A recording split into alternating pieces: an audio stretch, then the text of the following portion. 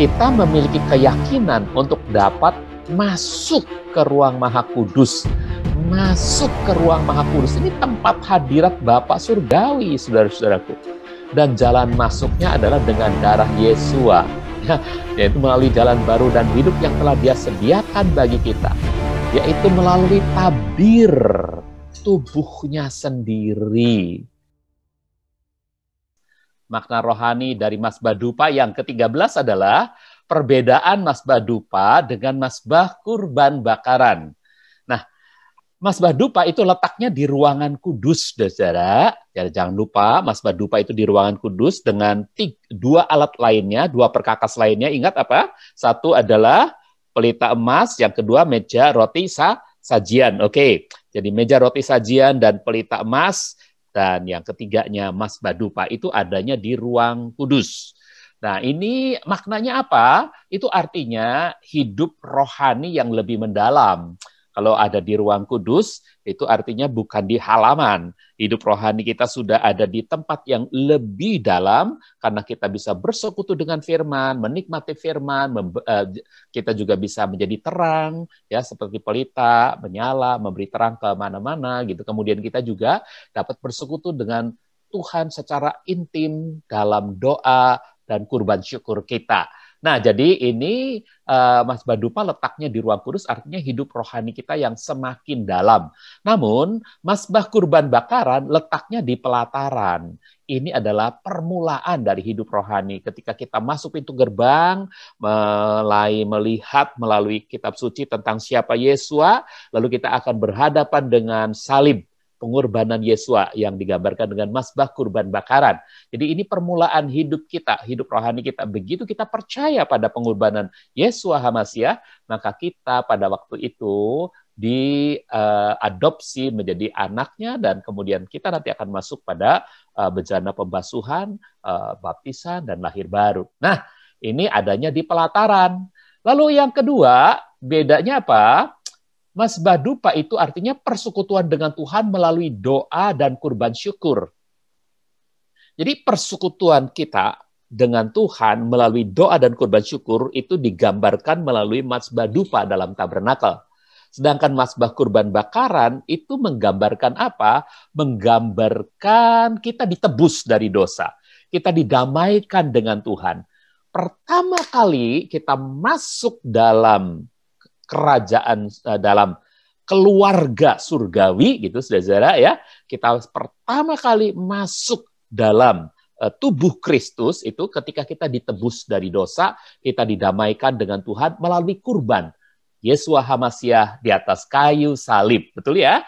Nah, jadi perbedaan yang kedua adalah Mazbah Dupa persekutuan kita dengan Tuhan, sementara Mazbah Kurban Bakaran kita pertama kali mengalami bagaimana ditebus oleh Tuhan, didamaikan dengan Bapa Surgawi. Yang ketiga, Mazbah Dupa itu dalam pembuatannya itu dibuat bingkai tepi atau mahkotanya. Nah, ada mahkota itu berarti lambang kemuliaan, ya, karena kita dekat dengan Tuhan. Tetapi karena Mazbah Dupa juga bicara tentang HaMasiah, bicara tentang Kristus, itu bicara tentang Kristus yang dimuliakan tentunya.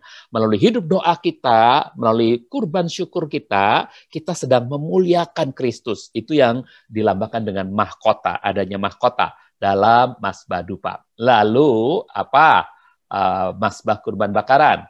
Tidak ada mahkota dalam Mazbah Kurban Bakaran. Mahkota maksudnya dalam barangnya, dalam perkakas itu tidak dibuat tepian yang berupa mahkota, gitu ya. Tidak dibuat bingkai tepi yang berupa mahkota. Tidak ada. Kalau di Mazbah Kurban Bakaran tidak ada. Nah, ini artinya apa? Karena baru menjadi orang percaya, baru menjadi orang Kristen, ya, kita belum punya mahkota tentunya. Mahkota itu kapan? Ketika kita hidup dengan Tuhan, ketika kita menjadi berkat, ketika kita hidup bergaul dengan firman, ya, kita penuh untuk kurban syukur, maka hidup kita itu jadi berkat bagi orang lain. Kita membawa kemuliaan gitu ya. Tapi kita di mazbah kurban bakaran kita baru saja jadi orang percaya. Pasti belum punya mahkota apapun, saudara-saudaraku ya.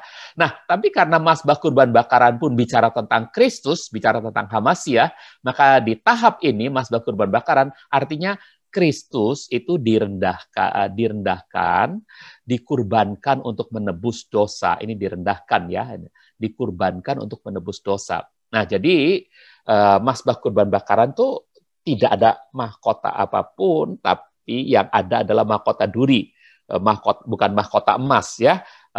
Sedangkan mazbah dupa itu mahkotanya mahkota emas ya. Oke, untuk Kristusnya itu artinya Kristus dimuliakan. Kalau mazbah dupa di sini Kristus direndahkan, disalibkan, dikurbankan untuk menebus dosa. Yang keempat, mazbah dupa disalut emas, ya. Artinya apa? Artinya kita yang bersekutu dengan Tuhan itu dipenuhi dengan Roh Kudus. Kita bisa beroleh kuasa dan karunia-karunia, serta bisa menghasilkan buah Roh. Itu artinya dari disalut emas, dipenuhi dengan kemuliaan dan kuasa Roh Kudus gitu ya. Sedangkan mazbah kurban bakaran disalutnya dengan tembaga.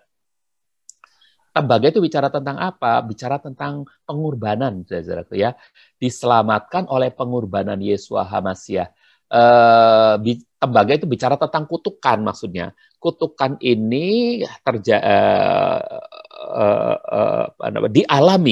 dialami atau diganti tempatnya oleh Yesua demi kita. Jadi tembaga itu bicara tentang kutukan ya, tapi Yesua yang mengalami kutukannya sehingga kita diselamatkan oleh pengorbanan Yesua yang rela menggantikan kita terkutuk di sana.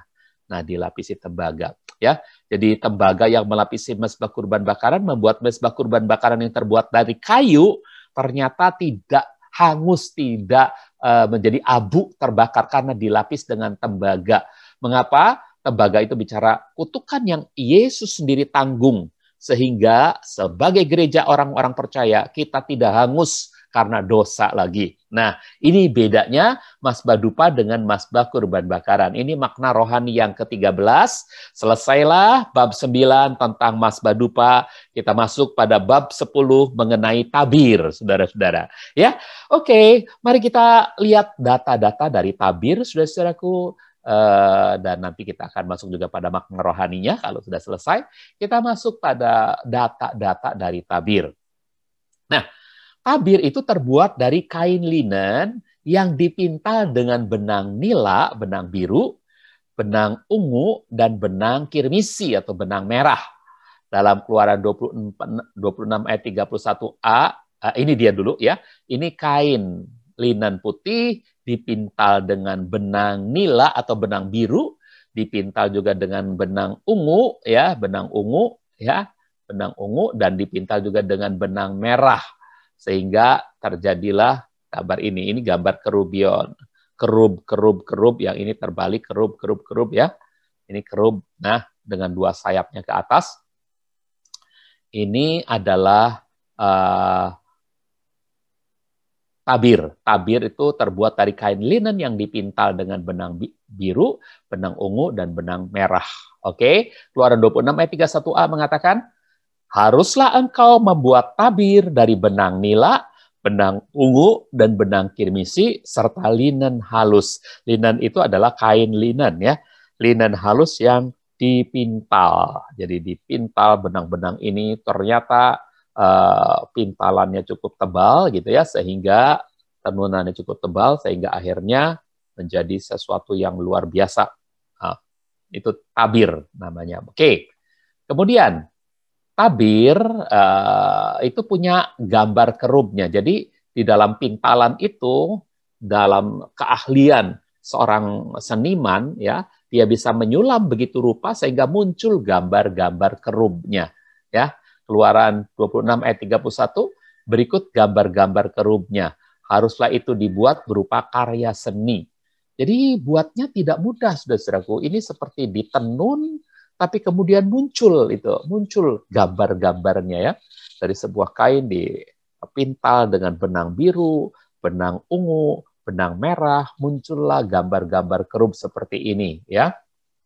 Nah, sekali lagi, gambaran kerub-kerubnya, gambar-gambar kerub dan warna-warninya ini semua tafsiran dari si penggambar, saudara-saudaraku. Kita nggak tahu bagaimana bentuk sesungguhnya, gambarnya seperti apa, karena hasil tafsiran itu ternyata berbeda-beda. Nanti saudara akan lihat ada beda-beda ya. Oke, nggak apa-apa lah. Walaupun beda-beda, yang penting ada gambar kerubnya di sana. Dan ada warna-warninya, oke ya. Nah, berikutnya sekarang. Tabir itu digantung pada 4 tiang kayu akasia. Jadi jangan lupa, untuk tabir hanya 4 tiang. Pintu kemah itu punya 5 tiang. Bedakan pintu kemah dengan tabir. Pintu kemah itu tirai ya. Tirai pintu kemah itu digantung pada 5 tiang. Sedangkan pada tabir digantung pada 4 tiang dari kayu akasia. Disalut dengan emas. Keluaran 26 ayat 32a. Haruslah engkau menggantungkannya pada keempat tiang dari kayu akasia yang disalut emas. Nah, ini dia 1 tiang, 2 tiang, 3 tiang, 4 tiang. Tentu kita tahu tiang-tiang dari kayu ini bicara tentang manusia, tapi disalut dengan emas, jadi bisa berlayak ada menjadi tiang-tiang penopang di rumah Tuhan. Nah ini lihat gambar kerubnya kan beda. Begitupun dengan tafsiran tentang bagaimana warna-warninya juga beda ya. Ini warna biru, ini warna ungu, ini warna merahnya. Oke, ini warna merahnya. Dan ini warna putihnya. Ini kain linennya yang putihnya masih kelihatan. Oke, nah jadi Ibu Bapak dan Saudara, ada 4 tiang yang disalut emas. Kemudian data berikutnya adalah tabir itu atau pada tiang-tiang itu ada pengait-pengaitnya. Pada tiang itu ada pengait-pengaitnya. Tetapi sayang, penjelasan tentang tiang baik dalam Keluaran 26 maupun Keluaran 36, dua-duanya tidak menyebutkan tentang penyambung-penyambung. Itu tidak disebutkan, saudaraku. Ini juga aneh ya. Bagaimana ada pengait tapi tidak ada penyambung. Itu yang membuat penafsir-penafsir juga bingung bagaimana menggambarnya gitu ya. Coba saudara, Keluaran 36 ayat 36 dikatakan, untuk menggantungnya dibuatnya pula 4 tiang kayu akasia yang disalut dengan emas beserta kaitan-kaitannya yang juga dari emas. Jadi pengait-pengaitnya terbuat dari emas ya. Biasanya kalau di pintu gerbang maupun di pintu kemah itu ada penyambung. Penyambungnya juga dari emas, tapi di dalam pintu tirai ini, tabir ini, saudaraku, dalam tabir ini itu tidak disebut tentang penyambung-penyambungnya, ya. Coba kita lihat dulu. Oke, begini selanjutnya aja ya. Tabir kemudian digantung di bawah kancing-kancing tenda. Nah, ini mungkin berbeda dengan LAI ya. Kancing-kancing tenda ya. Nah, ini dalam King James disebut taches. Oke, coba kita baca dulu Keluaran 26 ayat 33, bahkan dengan ILT beda nih saudara. Coba ya. Tabir itu haruslah kau gantung di bawah kancing-kancing tenda. Bill menyebutkan kancing-kancing tenda. Dan dalam bahasa King James itu adalah taches. Oke, coba kita lihat King James-nya. Nah, ini dia. Ya. And thou shalt hang up the veil, tabir, dan engkau harus menggantung tabir under the taches, ya, di bawah taches yang dalam bahasa Ibrani-nya disebut keres, ya. Jadi ini adalah ha-kerashim. Nah, jadi dari kata keres, ya, nomor konkordannya 7165. Nah, tapi ada yang menerjemahkan ini hook. Makanya ini yang jadi kesulitan ya. Karena apa? Ini yang akhirnya yang literal juga menerjemahkan hooks. Padahal King James menerjemahkannya taches. Nah, seharusnya kalau Bill ambil yang taches ini, kalau ILT ambil yang hooks karena selalu klik dan artinya hook gitu ya. Padahal kata hook itu di yang ayat yang sebelumnya itu bukan ini, bukan keres. Kata hook itu vow, vow, ya. Coba nanti kita bedakan ya. Sedangkan ILT yang literal menerjemahkan dengan pengait atau hooks. ILT yang literal seharusnya tidak pakai istilah pengait, tidak pakai hooks. Karena apa? Karena Keluaran 26 ayat 32 itu menyebutkan tentang hooks itu dengan kata yang lain dari bahasa Ibrani-nya. Ya.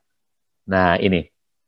Dan haruslah engkau memasang tabir di bawah pengait-pengait. Harusnya jangan pakai kata pengait nih ILT ini ya.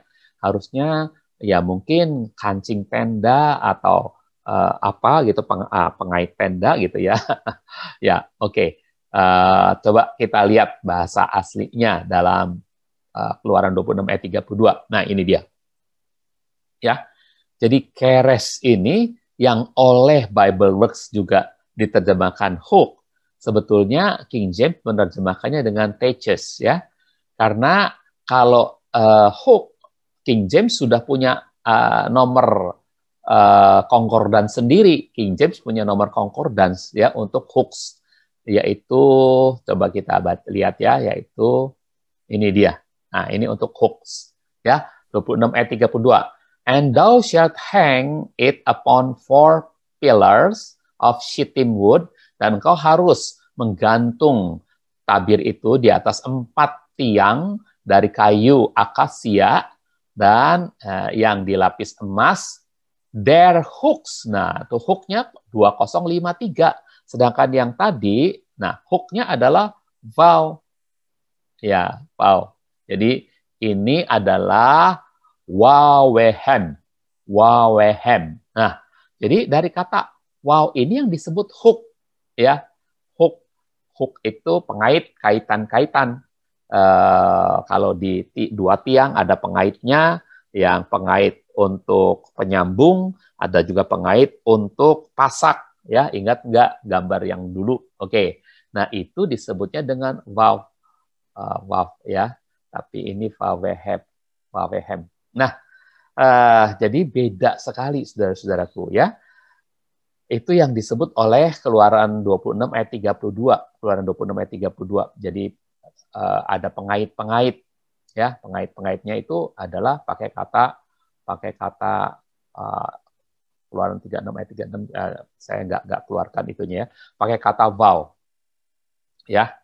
Oke. Nah, jadi beda sekali kalau Keluaran 26 ayat 33 King James, ILT dan yang literal menerjemahkannya pakai kata ini. Nah, dari kata ini, dari kata keres ya, harusnya itu adalah teaches. Oke, tapi diterjemahkan hooks. Oke, ya. Baik.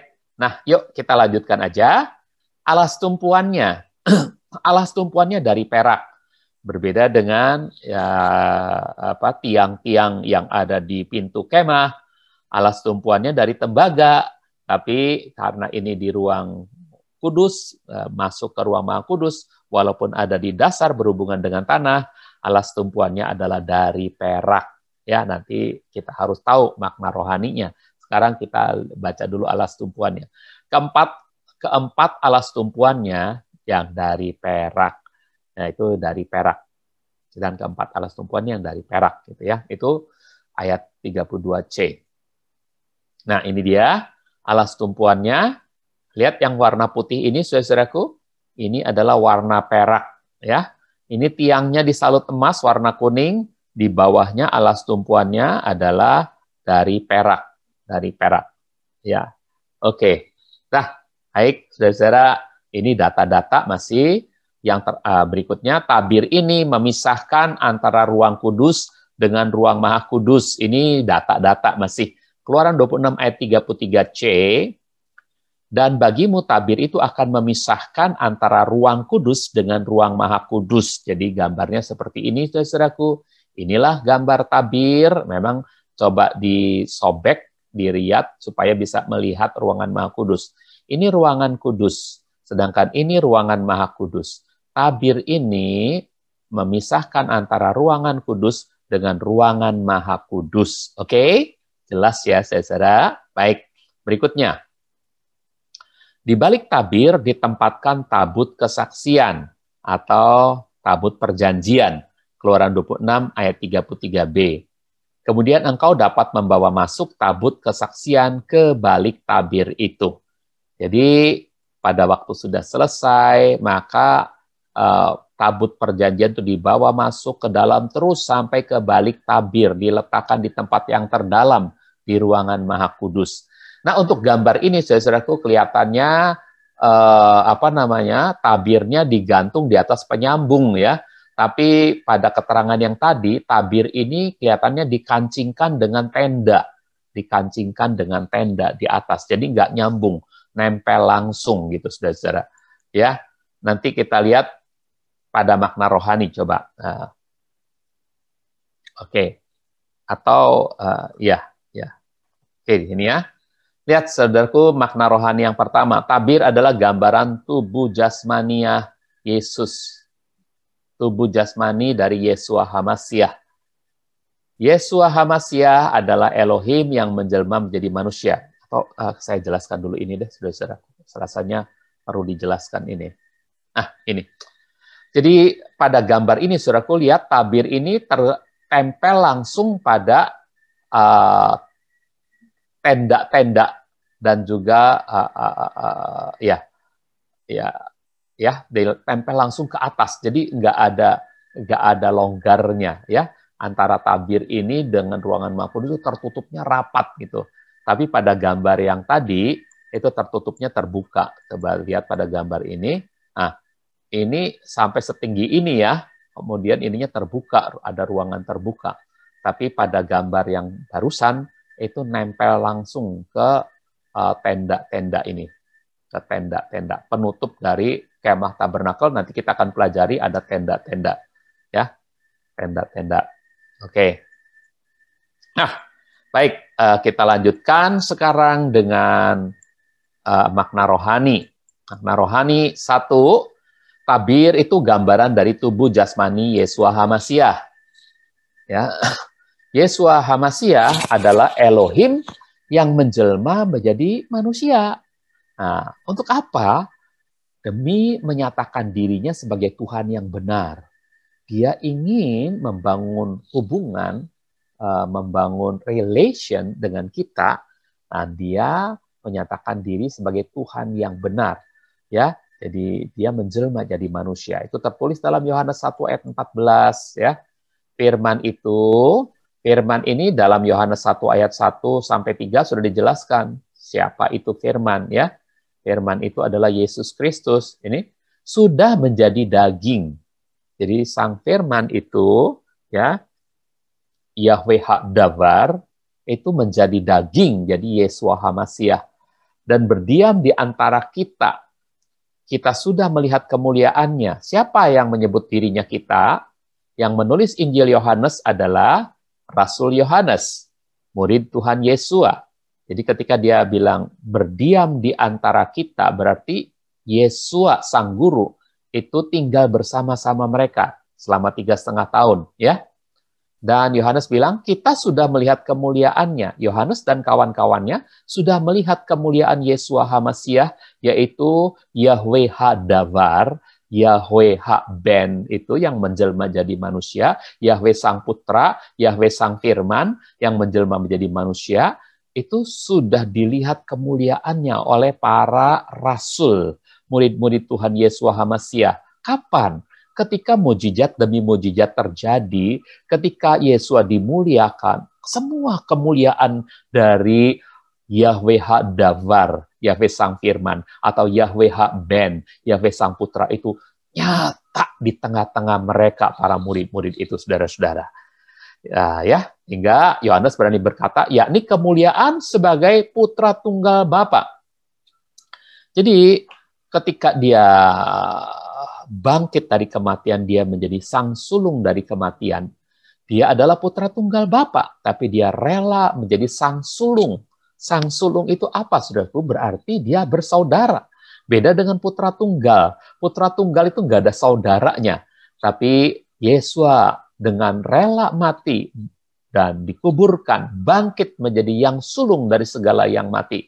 maka kita yang percaya kepadanya, pada satu saat kita pun akan mengenakan tubuh kemuliaan.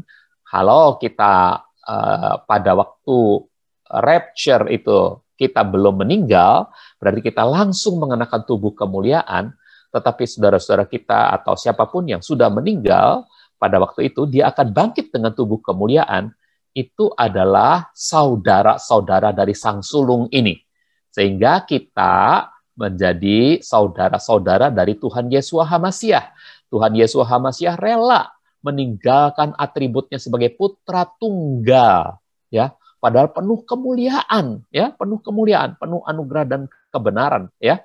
Tapi dia rela menjadikan kita sebagai saudara-saudaranya, sehingga dia menjadi putra sulung, bukan lagi putra tunggal, saudara-saudara. Nah, baik, kita lihat ya. Kemudian, untuk apa, saudaraku? Untuk menjadi jalan masuk bagi setiap manusia kepada Tuhan.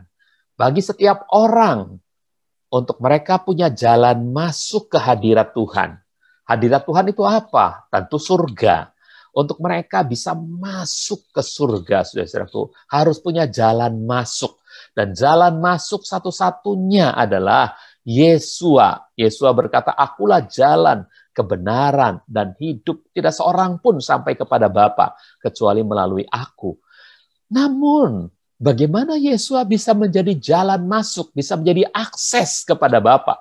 Yesua harus mengalami robek tubuhnya.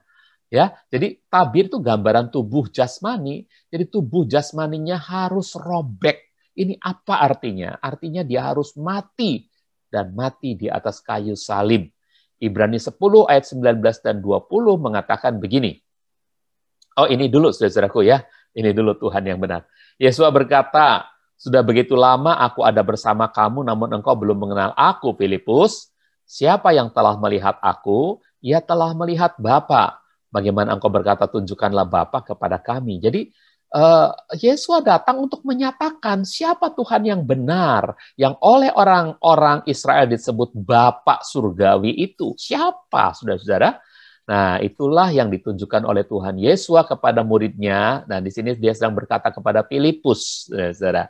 Jadi, inilah Tuhan yang benar itu. Untuk apa?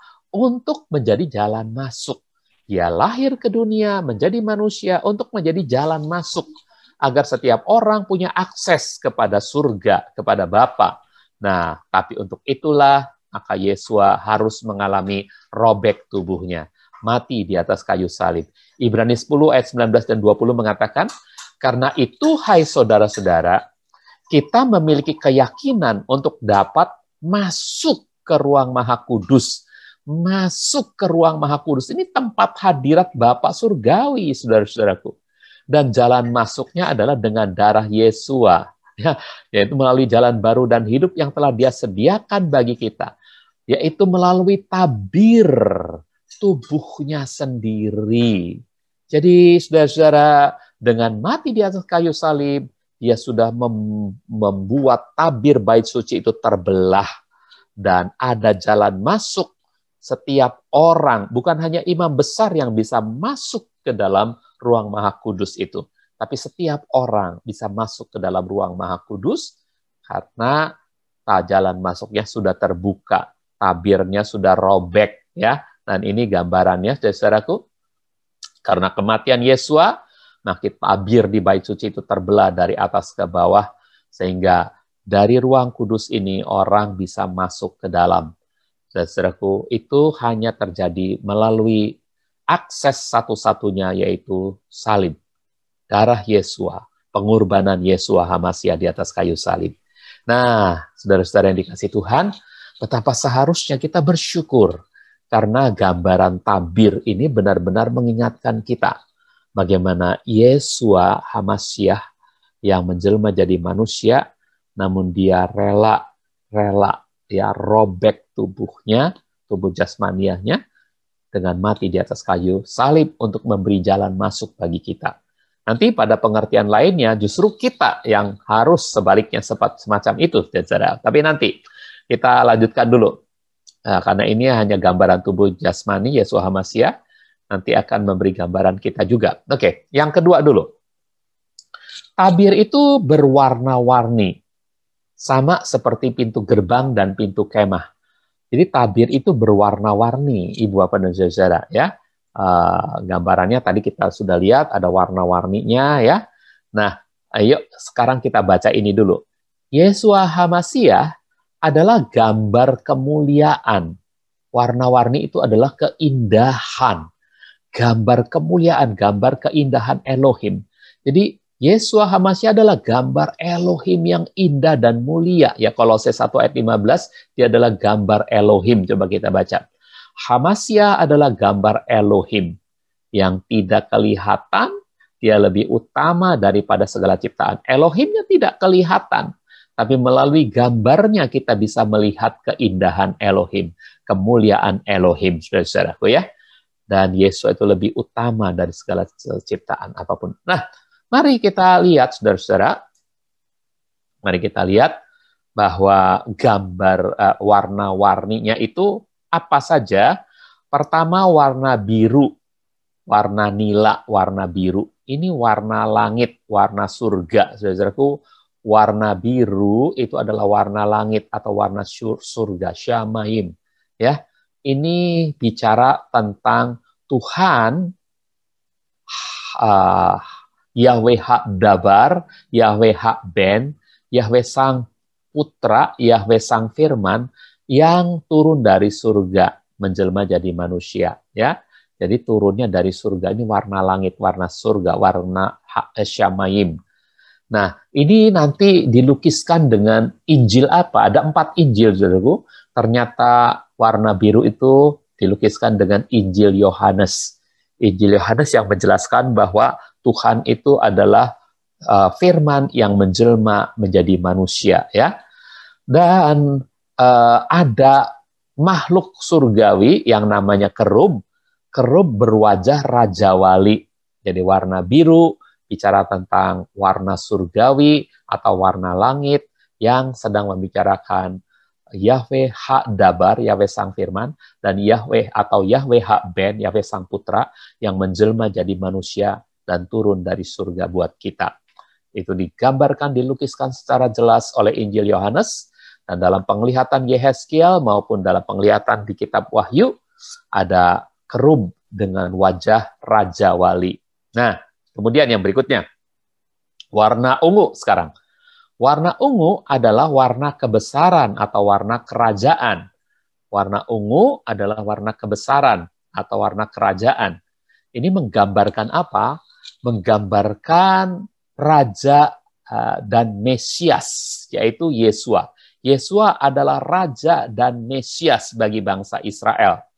Ya, awalnya itu bagi bangsa Israel, karena Injil Matius menjelaskan, Injil Matius itu ditujukan untuk orang-orang Israel yang mau percaya bahwa Yesua adalah Raja dan Mesias, dan mereka yang menerima, orang Yahudi yang menerima Yesua sebagai Mesias dan Raja, maka mereka adalah para buah sulung dari orang Israel. Mereka ini yang tergolong nanti dalam 144.000 orang buah sulung dari Israel. Nah, ini digambarkannya oleh Injil apa? Injil apa yang menjelaskan bahwa Yesua itu sebagai Raja, saudaraku? Injil Matius, saudaraku. Ya, pada ayat-ayat pertamanya dicari oleh di manakah raja yang baru lahir? Dia akan menjadi raja bagi orang Yahudi. Ya, pada ayat pada peristiwa Yesua masuk ke dalam kota Yerusalem, maka semua orang di kota Yerusalem mengarak dia dengan seruan, diberkatilah Yahweh yang datang, dia yang datang dalam nama Yahweh, gitu.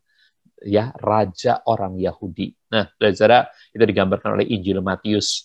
Dan pada makhluk surgawi yang dilihat oleh Yehezkiel maupun makhluk surgawi yang dilihat oleh Yohanes di Pulau Patmos, itu ada kerub yang berwajah singa, makhluk surgawi yang berwajah singa. Itu gambaran dari raja, ya, singa, sang raja hutan, itu gambaran dari raja, sang Mesias. Nah, tentu saudara juga pernah menonton film apa ya, Chronicles, ya, yang tentang singa. Yesua itu sebagai singa, ya, saya lupa itu film apa namanya, ya. Baik, Sekarang warna berikutnya, saudara. Warna yang berikut adalah setelah biru, ungu, lalu merah atau kirmisi. Ini adalah warna darah atau warna pengorbanan, ya. Warna darah. Merah itu warna darah, warna pengorbanan. Nah, ini bicara tentang apa? Yesus sebagai hamba yang akhirnya dikurbankan. Ya, Yesus sebagai hamba yang akhirnya dikurbankan.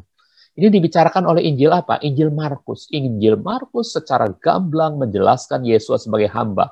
Karena Injil ini penulisannya itu begitu lancar, cepat, langsung dengan kata sambung. Dan, yang ke dalam bahasa Indonesia bisa diterjemahkan jadi lalu, kemudian, sesudah itu, selanjutnya, ya, dan, gitu ya. Itu Injil Markus, ya. Dan peristiwanya begitu cepat berpindah dari satu hal ke hal lainnya, dan selanjutnya, kemudian, selanjutnya, setelah itu, ya, itu dalam Injil Markus. Ini adalah hamba yang terus kerja. Nah, dalam penglihatan Yehezkiel maupun penglihatan Yohanes di Pulau Patmos, ada kerub dengan wajah lembu. Nah, lembu ini, saudara-saudaraku, ini seperti hamba yang kerja keras terus-menerus dari sejak muda sampai dia sudah menjadi tua, akhirnya disembelih juga.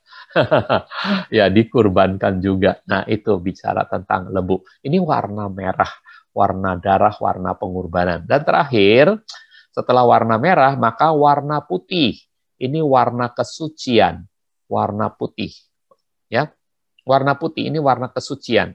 Ini bicara tentang Yesua adalah manusia yang tidak berdosa. Dia menjelma jadi manusia, tapi dia lahir bukan karena seorang pria. Dia lahir dari Roh Kudus, sehingga dia tidak punya gen keberdosaan.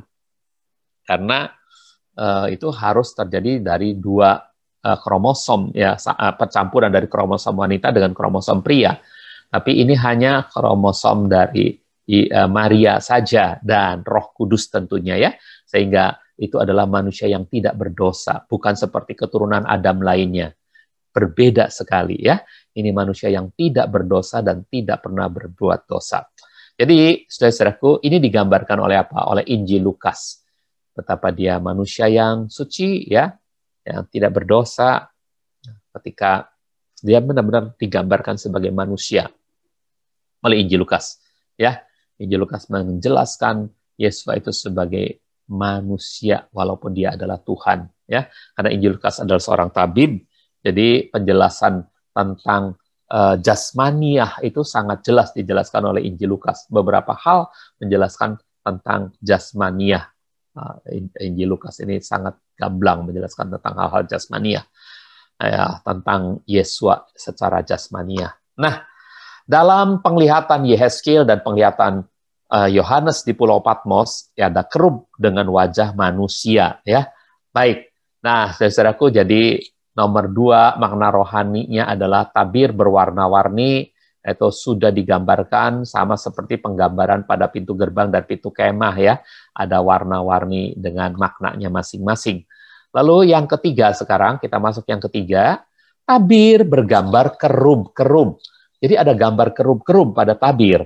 Nah, ini dia, ya. Jadi gambarnya beda kan sama yang tadi. Ini gambar kerubnya, saudara. Gambar kerubnya, gambar kerub. Ada gambar kerub. Ini tabir, saudara. Ya. Ini ruangan maha suci, ini ruangan suci, antara pintu kemah dengan pintu dengan tabir, itu ada ruangan suci namanya. Dan pintu kemah itu terdiri dari 5 tiang, sedangkan tabir tergantung pada 4 tiang. 4 tiang. Nah, saudara coba lihat, ini gambar kerub, gambar kerub, gambar kerub. Tapi dalam penglihatan Yehezkiel, kerub-kerub itu punya wajah-wajah, ya. Kerub adalah malaikat dengan 4 wajah. Ada wajah Raja Wali, yuk kita lihat kerub dengan wajah Raja Wali. Ini kerub, ya, dengan 6 sayapnya, tapi dengan wajah Raja Wali, ya. Kemudian ada kerub dengan wajah singa. Ini kerub dengan 6 sayapnya, tapi dengan wajah singa. Oke, dan ada wajah lembu, ini kerub dengan 6 sayapnya dengan wajah lembu, dan ada wajah manusia. Ini kerub dengan wajah manusia. Nah, gambarannya seperti telah diulas dalam pelajaran tentang pintu kemah dan pintu gerbang ya saudara. Inilah makna rohani 1, 2, dan 3. Oke, sampai di sini saja pelajaran hari ini. Kiranya menjadi berkat bagi kita sekalian. Yang paling penting adalah makna yang pertama ini, saudara tahu bahwa dia adalah jalan masuk satu-satunya bagi kita. Dan apa yang dia lakukan ya ketika dia menjadi kurban di atas kayu salib itu adalah sempurna, itu adalah sekali untuk selamanya. Ya, jadi saudara-saudaraku, nanti pada pelajaran yang akan datang kita akan bahas lagi bagaimana berkaitan antara tabir dengan hidup kita sendiri sebagai tubuh Kristus yang hidup di bumi ini. Nah, tentu ada kaitannya saudara ya. Oke, terima kasih. Bapak Yahweh memberkati kita semua.